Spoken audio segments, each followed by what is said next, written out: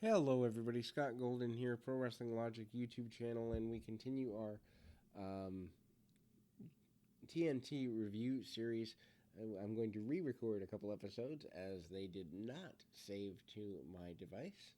The first is the February 1st, 1985 edition, and that is a relatively nondescript program.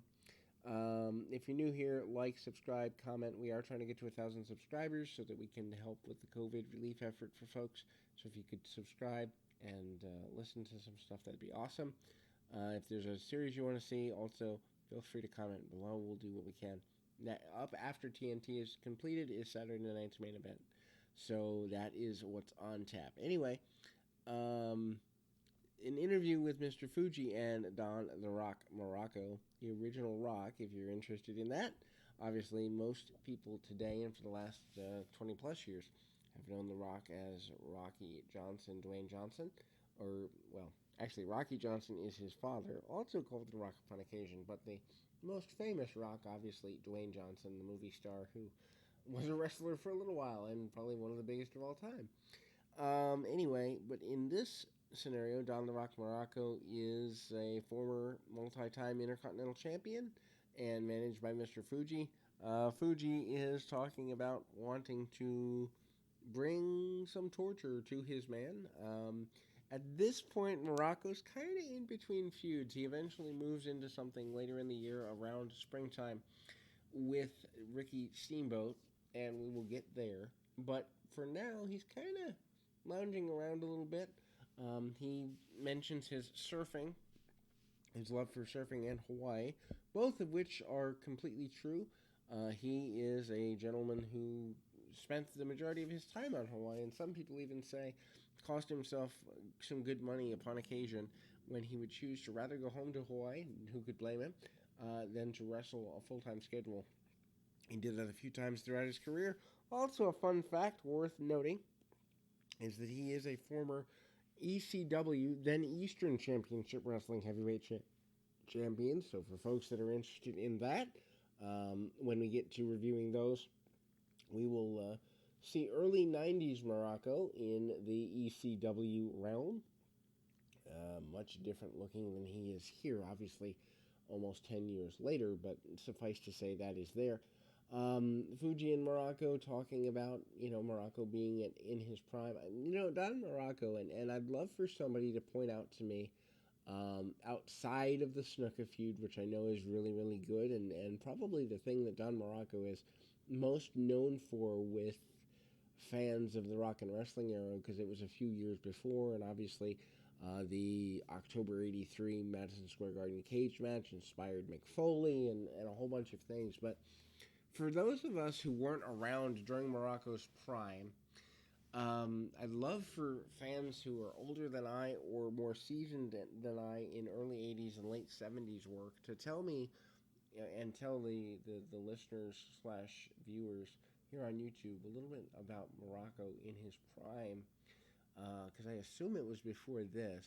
He starts to look a little heavy here, and seems to blow up even more the remaining 3.5 or so years that he's with the WWF.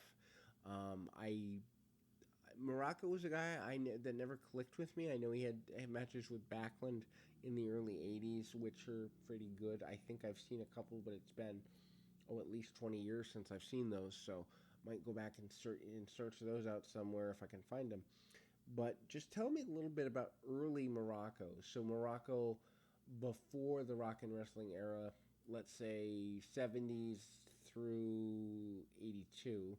Because I'd really be interested to know what I'm missing. I don't like when there's a guy that's well regarded and I'm just out of the loop on it. And that hasn't happened on the last 31 years, but, let's say 30. Really, I mean, prior to 1985, so let's call it 35 years, anything 36 years and back, I'm undereducated about. I've seen footage, but not enough to be as educated as I want to be. So if you know a lot about Morocco, or if you want to share that information, that'd be wonderful. He really is. He's an interesting voice, an interesting character, and he interests me because he's loud, he's obnoxious, but he's also rather calm and smug and quiet at times within the confines of the same promo, which is really an interesting dichotomy. Um, at least to me, it is. Um, anyway, we see him go into a squash match with Mario Mancini. Mancini, a East Coast, I think either New England or tri-state area guy. Doesn't get a lot of offense, obviously, making Morocco look like $1,000,000. Not that he needed help, but certainly that's his job here. The interesting thing to me is, looking back, this would probably, for my generation, the first guy on nationwide TV to do the Tombstone was The Undertaker. The fact that the Tombstone Piledriver was a main thing back here in 1984 in the States, and then obviously later in Japan, or a little bit earlier in Japan, I believe, because I believe the Tiger Mask Dynamite Kid series was 83-ish.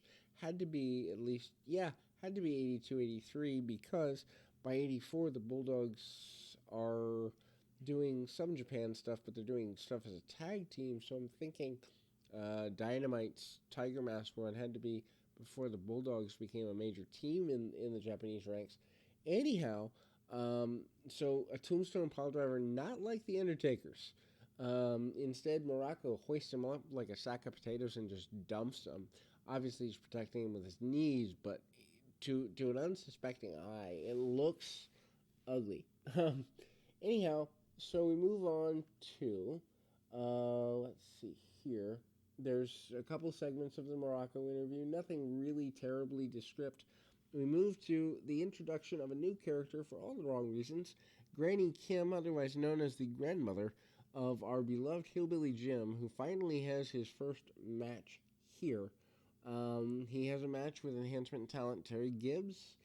Gibbs is a known enhancement talent. I believe he was involved indirectly in the one of the first matches, if not the first televised match of the Ultimate Warrior at a later point, a couple of years later.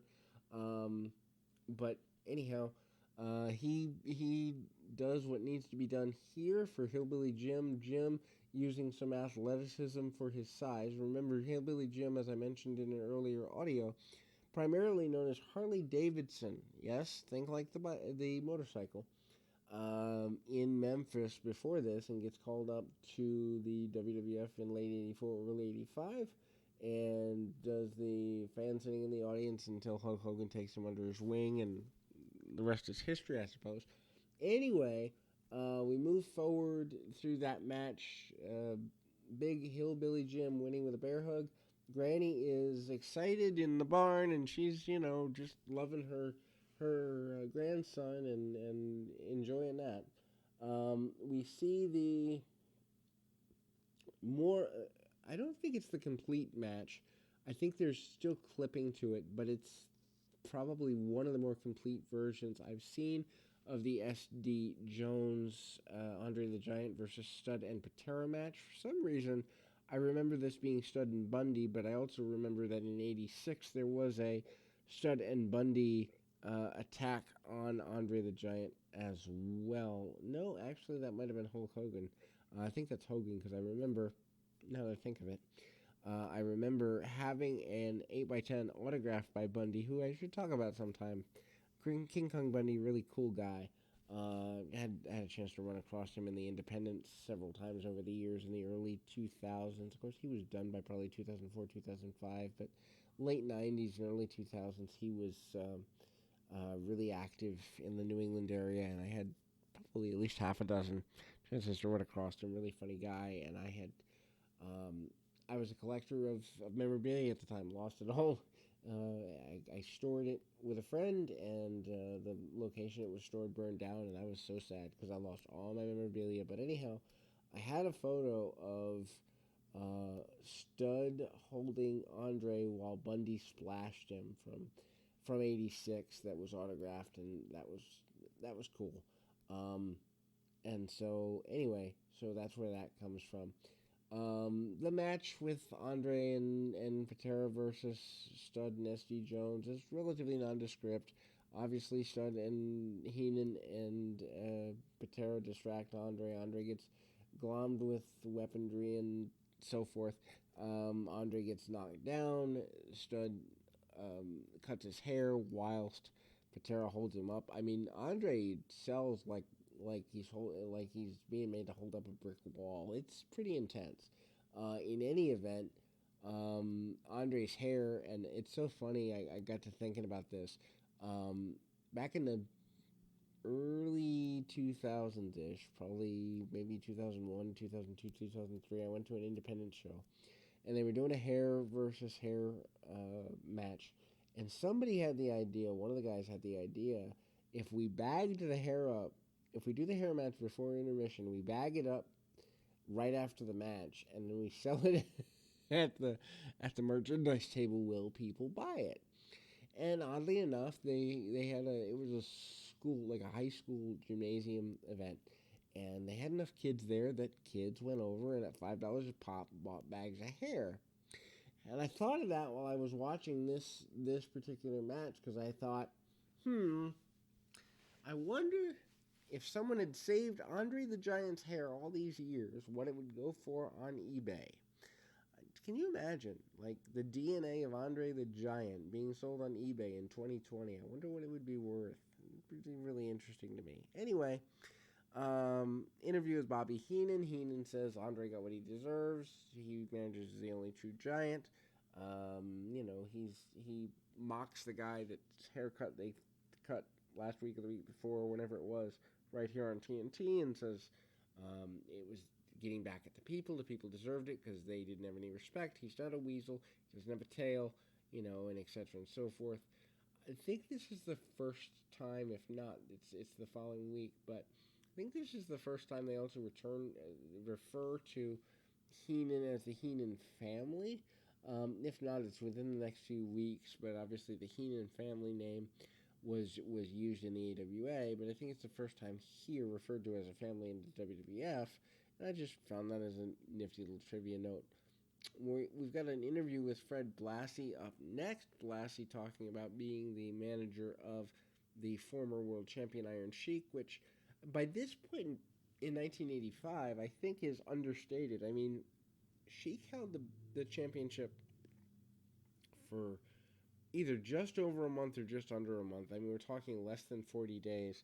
And so, it's forgotten in history by a lot of people that weren't around at the time that he is a former world champion.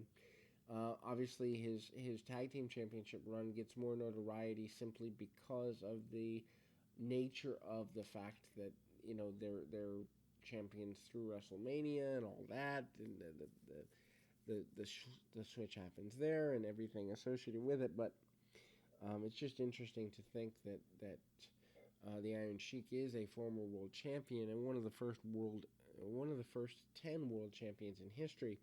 Just an interesting fact.